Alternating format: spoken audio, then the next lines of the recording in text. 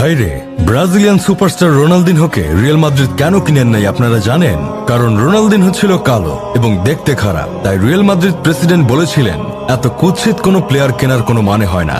সে তার চেহারা দিয়ে আমাদের রিয়াল মাদ্রিদের নাম উজ্জ্বল করার বদলে রিয়াল মাদ্রিদকে ডুবাবে।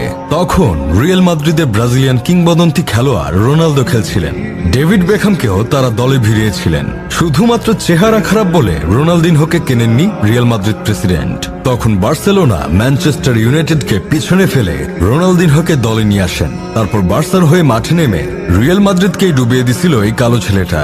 যেই মানুষটা তার চেহারা নিয়ে মন্তব্য করেছিল, ভেবেছিল তাকে দলে নিলে তার ক্লাবের মানুষ ভয় পাবে তার কুৎসিত চেহারা দেখে, কিন্তু দিন শেষে সেই ছেলেটাই তার কালো চেহারা দিয়েই বার্সাকে উজ্জ্বল করেছিল এবং সে তার চেহারা নয় বরং খেলা দিয়েই মাদ্রিদকে ডুবিয়ে দিছিল।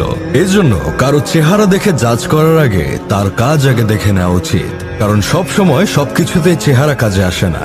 রোনালদিনহোর শিক্ষা থেকেই হয়তো রিয়াল মাদ্রিদ প্রেসিডেন্ট আর কখনো কারো চেহারা দিয়ে জাজ করেন না। ঠিক এই জন্যই হয়তো এখন মাদ্রিদের বেশিরভাগ প্লেয়ারই কালো। ভিনি রুডিগার থেকে শুরু করে Aurelien Tchouameni, Eder Militao, Ferland Mendy, Camavinga, Alaba সবাই কালো। এই জন্য সেই ঘটনার পর থেকে অনেকে মাদ্রিদের এই স্কোয়াড দেখে আলা মাদ্রিদের বদলে কালা মাদ্রিদ বলে থাকে। এখন নতুন প্লেয়ার হিসেবে যে কিলিয়ান এমবাপ্পেকে নিয়ে আসা হয়েছে, সেও কিন্তু এতটা সুদর্শন নয়। মাদ্রিদ প্রেসিডেন্ট পেরেজের মাইন্ডটা যদি সেই আগের মতোই থেকে যেত, তাহলে হয়তো এখন মাদ্রিদে খেলা কালো প্লেয়ারগুলো কেউই মাদ্রিদে খেলতে পারত না। পেরেজের এই ধারণা আর অসুস্থ মন মানসিকতা হয়তো ব্রাজিলিয়ান সুপারস্টার রোনালদিনহোই ভেঙে দিয়েছিল। আপনারা তো রোনালদিনহোকে চিনেন, তাই না?